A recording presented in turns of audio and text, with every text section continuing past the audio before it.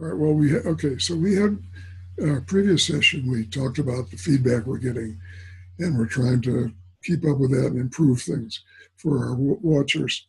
But one of the feedbacks we didn't discuss was somebody told us that when he watched this on his iPad, the sound and the picture were not very well synchronized. So we tested that out on Marcus's wife's iPad. I don't know which iPad that was. I don't know either. It's a big one. It's on iTunes there. It's a regular. It's probably 2 years old, so it's not that old. Okay. Well, so we don't know what version he was using or whatever, but we haven't been able to duplicate that problem on our iPads. And if we get more information, we'll look into it and try to do what we can. But that's where that stands right now. But let's repeat the request. Hey, if we can make these things more useful to you by the mechanics, the sound or whatever, or if you tell me I have to have a throat transplant or something, I don't think I'm going to do that. But generally, if you tell us some topics you'd like us to discuss or questions, puzzles you've had, or if you just have some interesting example to give us, you'd like us to talk about it, that's fine. We'd love to hear from you. You can email me at marcus@marcusblankenship.com. You can put it in the YouTube comments. You can email Jerry. You can tweet it to us. We are receptive along every channel. You can use a carrier pigeon and smoke signals, maybe, if that works. Well, if you come to us and hit us over the head with a baseball bat to emphasize your point, I'm going to try to avoid you. But, we will be less receptive to that. Yeah, okay. By most normal channels. I like that. One thing that you have really taught me, I think you've really taught me this, Jerry, is how you're really, I'm trying to think about the words here because I want to get it right. You help me see the subtle absolutes that I sneak into my speech.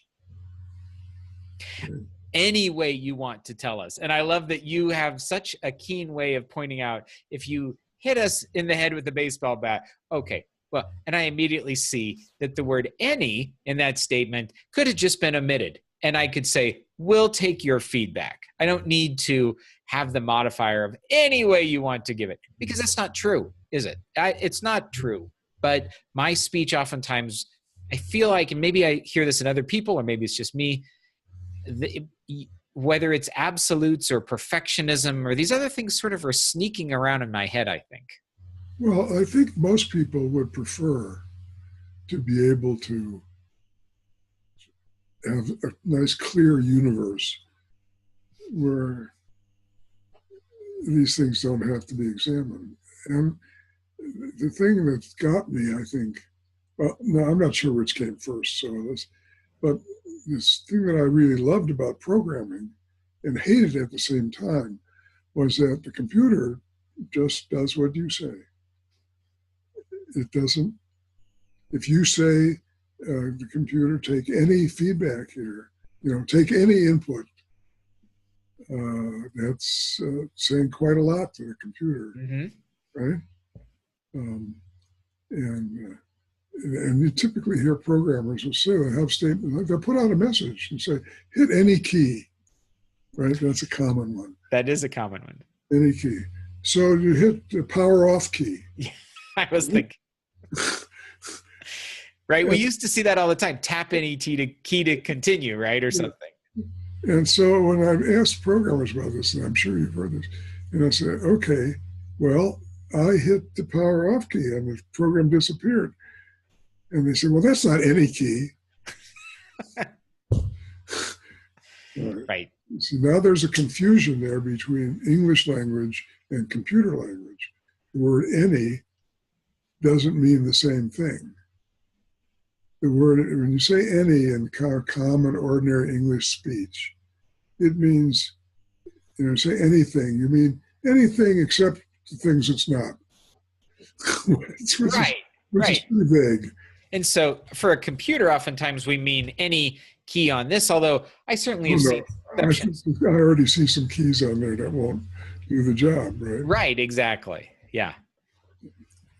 So this is a source of a lot of trouble in programming, is that English, as we use it talking to each other, does not map one-to-one into computer language.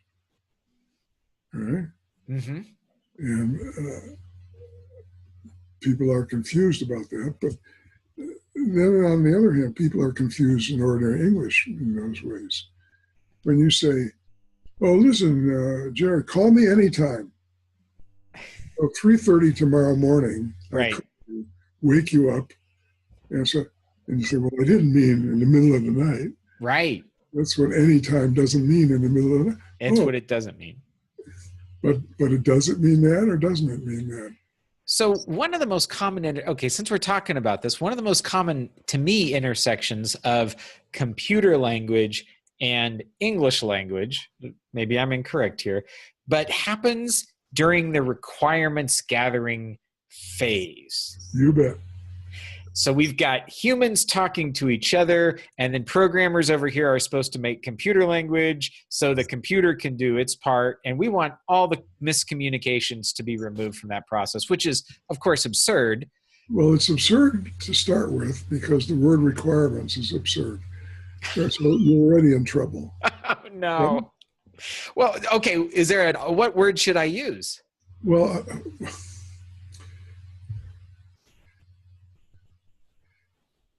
we use a phrase, requirements candidates. And this, yeah, okay. I could talk about something else because I like that. You have a wonderful way in your writing and your speech of introducing. My phone is ringing, just ignore it. Okay. Of introducing the idea of possibilities and options rather than absolutes. Yeah. So when I hear requirement candidates, that was the first thing that came to mind was these could be requirements. Right. And what does requirements mean? Sort of absolute English, it means you are required. If you don't do this, you fail. You fail, right? Right. Well, how many times have you seen a requirement that was ignored or transformed a little bit to something else? Every project, right? Every time. Or or prioritize. Like, how can you have one thing in this, just using the pure, word requirements, how can one thing be more required than another? Like, prioritization is impossible. Yeah, right. So you have to be really careful about how you talk. So clearing all this up, I don't know if it'll ever be all cleared up, but it starts with naming of the things in your process. For example, we have the word standards. Well, standards means it's all the same. That's the standard. But have you ever seen a standard that wasn't all the same? Of course, all the time. All the time. Okay, so you have one of the words that's useful to tack on to some of these words is document. Standards document, which is not the same as your standards. Standards are what you actually do that's standard. The standard document is the thing that describes what you hope to do. I feel like this is almost back to our previous session, that naming a function sum does not add the numbers, right? Right. Calling it standards doesn't make it standard. Right. Right. Calling it tail a leg doesn't make it a leg. I mean, it's the same thing over and over. And programmers, I strongly would recommend that programmers should study linguistics. Right? They should understand how natural language works and doesn't work. And for me, for example, I was a typical American kid growing up in the middle of the country in Chicago. And although there's a lot of people who speak other languages in Chicago, speak Polish community, where they have wonderful Polish food and so on. But I carefully avoided, like when I was in high school, if you were in the whatever academic track or whatever they called it, you had a foreign language requirement. Right. The teachers were generally not very good anyway, but I took the whatever the crafts track, which did not require foreign language. I learned how to repair cars and to make things, and there's a lot of language involved in that too, right? And the same stuff comes up, but at least it's all some part of English. And I thought, why would you want to know a foreign language? Only foreigners speak foreign languages. Right. It's kind of un-American. That's right. I don't know. So I went all through high school without studying any foreign language, and the English language studies were not very useful either, because I already knew English pretty well, or I thought I did. When I went to the university, it was harder, and so I wound up in a German class, and people were memorizing lots of German words and so on. It seemed totally useless to me. I took a course in college in Greek. Some friends recommended it, but it was basically not how to speak Greek to Greeks, but how to know lots of Greek words, which happen to be the roots of lots of English words in science and medicine. Right. And that is probably the most useful course I ever took in college. But I was doing terrible in German. I dropped out after 1 year, and it was the only C I ever got. But I had to take 2 years, and I came back in my senior year to take the second year, or I couldn't graduate. And it turned out I did a lot better than the other students who were in their second year of German, because whatever German I had learned 3 years earlier, I had actually learned. They had simply memorized and forgotten as soon as the test was over, even though it was just the previous semester. So, but still, not very good. Then I got into graduate school, and I had to have 2 languages.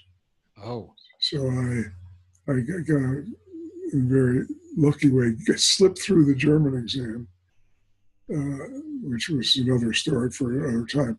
And I had to study French, which was supposed to be easier. And I studied French, and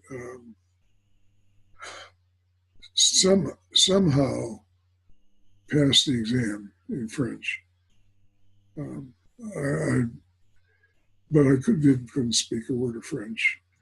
And then I moved to Switzerland, to Geneva, the French-speaking part. And I got a tutor, and I lived in a French-speaking community. And now I can speak French, and I can understand French. And clearly I have foreign accent and so on. But I had never really learned the language before, all right? Okay. Learning French to be a real possible French speaker and communicate with people in French had the most positive impact on my programming ability of any other thing that I ever done. Wow, really? Yes, absolutely. So if we've got programmers listening in, they want to get better, and whatever their native language is, it's 2 things. One I'll get back to in a second. But the second thing is, go live in another country that speaks a different language and really live in it. Don't just sign up with the Americans living in Geneva, which I could have done. But really, do your shopping, do your sports and things with people, local people. It was hard because they all spoke some English, and they would always, when I had trouble in French, they would always want to switch, right? But if you do this, and I don't think it's anything to do with French specifically, for me it was French, the workings, the mechanics of your mind and how it handles language generally, and realizes there's more than one way to say the same thing, maybe that's part of it. So when I'm writing a program, whatever programming language it is, instead of just slopping down something on the page that comes to my mind, I think, okay, there's at least two ways to say this. Right? So I have to spend 3 seconds thinking about it. And a lot of programs I've seen, believe me, there was never 3 seconds thinking about it, any part of it. You know what I'm talking about? I do. Right. That's all the temps. And we're never in that much of a hurry that you haven't got 3 seconds to think about writing your next line of code. I mean, and the same effect occurs when you program in one language, one programming language. The called languages are not exactly the same. They use some of the same mechanics in your mind, but that's what confuses people. So we always taught programming. Every assignment in a programming class had to be done in at least 2 languages. And they had to be different languages, not Fortran 1 and Fortran 1.1 or something. Right. And you had to write in both languages, and then you had to write a little paragraph or 2 about how it was different in the 2 languages. Yeah. I actually, about 3 years ago, I mean, I'm not a working programmer anymore. I dabble for myself and write stuff that I enjoy, but that's it. But I remember I wanted to learn Lisp. And here at 42 years old or 43 years old, I decided I wanted to learn Lisp. And man, it was hard at first. But then I started to see that so much of what I'd taken for granted is the only way to do a loop, the only way to traverse a list, the only way whatever, now just was like, wow, there's a lot more ways in the world than I'd been considering. Right. So then this spreads out to everything, not just the actual syntax, but what kind of things can you do, and the whole design and organization and so on. So that was that's the second thing, actually. It was very strong. I very strongly recommend it, both in programming languages and natural language. You've got to really immerse yourself in it. You can't just, for the natural languages, I think you have to live in a community. And I have a friend who is, she's daughter of 2 deaf parents and has a deaf sister. She's the only one who can hear. And her 2 languages are spoken language and sign language. Sign language. And she's fluent in both languages. And she's told me I'm doing signing with my hands right now, but not in some standard way. I think if I learned sign language, that would also help my programming. But I don't know. Sure, I'm just guessing at that. Certainly, I studied Chinese for a while, a little bit, and that helped me a lot. I didn't get too far into it because our teacher left. So I'm studying, because I live in a Spanish-speaking community. I'm studying Spanish now, and that's helping me. I get it confused with French sometimes, but that happens in programming. I'm writing a program in Lisp, and I get it confused with the assembly language or this. But confusion, if I respond to it by pausing and thinking the thing through instead of just doing blindly, I do a better job. Because in natural language, we just talk. Most of the time, we just talk. And so what you said, I do with you, I say, when you say NA, and I question the meaning of that. Because I've been trained to do that by learning different languages, by studying linguistics. And here's the first thing now, which I put second, really studying my own natural language, English. All right? And studying that in a lot of ways. Not necessarily the way they do in school. Right? But I've written millions of words. I've had feedback on them. I just got one this morning. Somebody misunderstood something that I intentionally used a double negative in an answer to a query, or I thought it was clear, but I confused them. So I keep learning more and more, and keep getting better. And again, if you're a programmer, get your English if that's your native language. And Edgar Dijkstra said that. You know who Dijkstra was? Sure. Yeah, okay. So Dijkstra said that's the number one thing he looks for.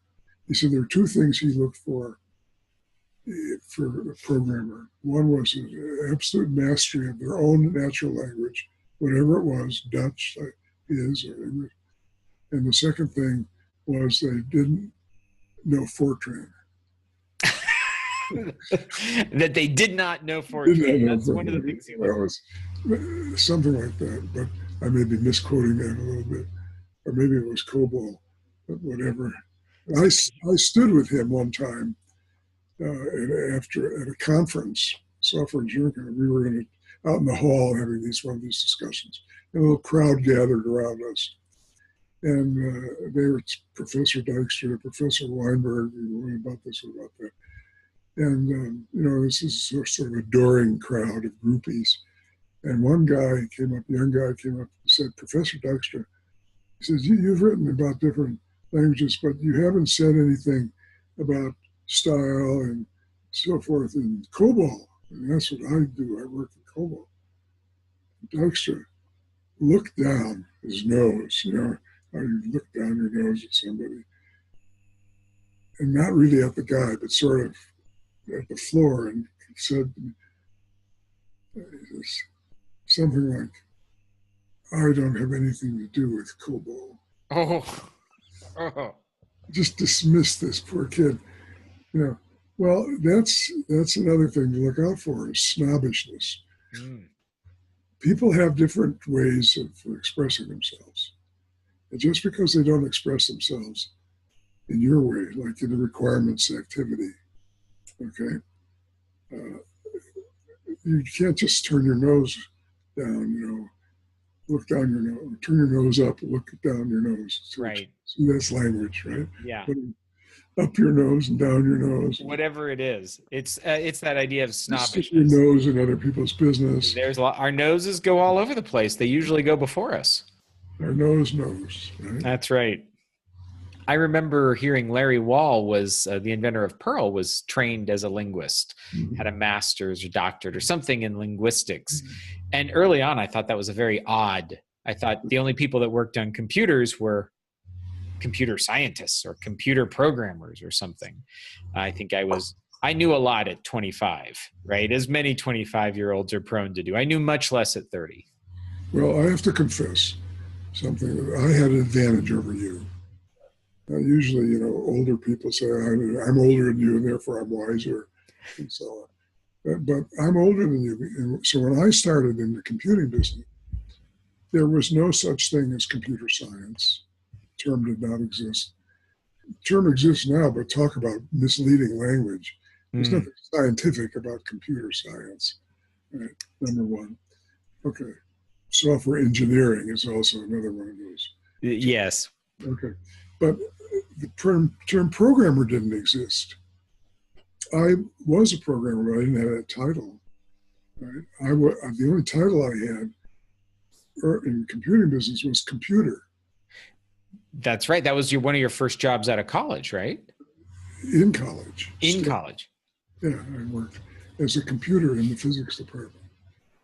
Now, what was one of your first titles at IBM? You've told some stories. Applied Science Representative. Applied Science Representative. That's right. Yeah, and we talked about that, I think, before. Danny, when she applied for the same job in New York, her title would have been System Service Girl. I don't think we talked about that. So they actually put the gender right in the title? Yeah, System Service Girl. It seems in some ways we've come so far, and yet I often doubt it. But you see how misleading it is. Well, like in Australia, what I learned, if you are a nurse, the title for nurse is sister. Sometimes nursing sister, but sister is shortened. Now, because apparently most nurses were female. We're female. I have a friend in Australia, and I have a friend here too. I have a friend here, a nurse here, whose brother is a nurse in Australia. Her And brother what do they is call a him? sister. His brother, okay, her brother is a sister. Talk about confusing language. This is where a description and a title are Right. confused, right? As we talked about in the previous episode. Okay, so how do we get off track? We do that. Maybe that should be the name of our So series. I had the advantage of not having these titles, and I would have never made a statement like, "Oh, he's not a linguist; he's a computer scientist," because there was no term computer science. Right. Linguist is probably a little better title than computer scientist, but we could look into that. Been around a little longer too, I suspect. Well, maybe, but it doesn't necessarily mean it's better. But well, take the title doctor. I mean, if I wanted to, I'm legitimately entitled to call myself Dr. Weinberg. Mm-hmm. Don't call me that. Right? But I sort of earned a PhD, and I kid my physicians by saying to them, they asked me what about title, and I said, well, I'm a real doctor because I have a doctorate. You're just a medical doctor, an MD, which is MD is a little better title than doctor. Right. All kinds of doctors, doctor of linguistics, right? Doctor of philosophy, doctor of theology, all these things. So programmer, of course, is not a very useful term either because we write all sorts of programs. Mm-hmm. Like you said, I'm just playing around, using myself. Does that make me a programmer? I don't know. I mean, even word like something like said, well, English speaker, that's a pretty good term. Are you an English speaker? I think so. Are you an American speaker? I am an American speaker. So don't you speak English? Now I'm getting confused. American English speaker. Now American English. And sometimes I speak words. Regional American English speaker. Very much so. I You say know what a bubbler is? a bubbler? Yeah. No. No, see, because you're not a Milwaukee American English speaker. I do say crick instead of creek because that's what we say up here. Yeah. Well, when I lived in Milwaukee, I learned a bubbler is a water fountain. Ah, I don't use the phrase cool can. I say cooler to keep my soda in. Your soda, you mean your pop? My pop, right? All kinds of things going on here. And in your house, do you all say you all? Sometimes I do say you all, but I'm not from Texas, which I think is where it's more common. But I could be wrong about that. But mostly I'll just say you. I don't know. I mix that one up. But Okay, so now let's take the term English speaker, which we've already seen was troublesome. And one of my favorite facts is that there are more English speakers in China than there are in the United States. well, yeah. Chinese English speakers? Well, whatever. Some of them are Chinese, some of them may be Russian. That's I have true. Russian friends from China who were English speakers. I mean, so natural language is natural. That's fine. That's good and easy. We don't have to stop in every communication that we make with our friends and analyze if they say he's an English speaker. Well, is he a Milwaukee? And which neighborhood in Milwaukee is he Right. from? I mean, Henry Higgins could tell what block you lived on in London by the way you spoke. Wow. Right? That was My Fair Lady. Mm-hmm. Mm-hmm. Well, okay. So we just constantly work on this problem. And that's what I'm talking about. If you write programs, you have to work on learning the difference between your natural language, whatever that is, and programming language. And to do that, you have to study both carefully. And you have to use language that tends not to confuse you and other people. Those are the basic principles. And learn more than one. Learning more than one. The ways to do that is Yeah. that you realize that there are alternate ways so that you stop and think before you put stuff down. There are people I know, Well, it's not just people. You've done it and I've done it. Sometimes your mouth gets ahead of your brain, Certainly. right? Sometimes stuff comes out and you're not sure where it came from. Okay? Mm-hmm. Well, you can't get away with that in programming.